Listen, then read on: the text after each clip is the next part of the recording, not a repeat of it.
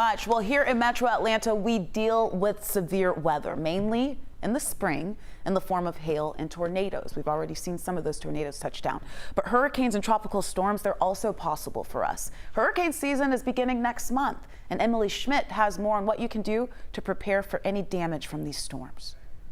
This spring has brought some wild weather. The Storm Prediction Center confirmed at least 200 tornadoes over more than 2 straight weeks. Split-second damage requiring long-term recovery. It's going to be just a lot of work to get this back in shape again. The weather is changing. So even if you've never experienced a disaster before, you need to do some research on your area and see how likely you are to experience a disaster in the next few years. Shannon Martin of Bankrate says these storms are a reminder to prepare for potential disaster by battening down your financial hatches, especially ahead of hurricane season, which begins June 1st. For your insurance, you should speak with your agent and make sure to inquire about any coverage gaps. Depending on where you live, things like wind and wildfire might be excluded. Flood and earthquakes are generally always excluded from your policy. So if you don't have separate standalone policies, you might really leave yourself open for a big financial loss. Martin says you can get your physical house in order as well. Get your roof inspected, test garage doors, seal gaps.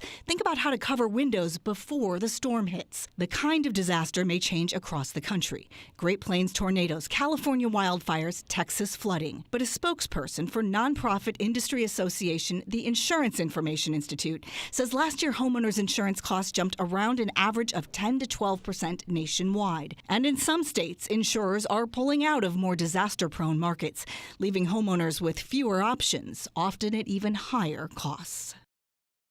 Well, as we expect to get more rain this week, we want to make sure you are weather aware. You can do that by downloading the 11 Alive News app. You can track live radar, and you can also turn on alerts specific to your neighborhood. We're just here to try to help you out.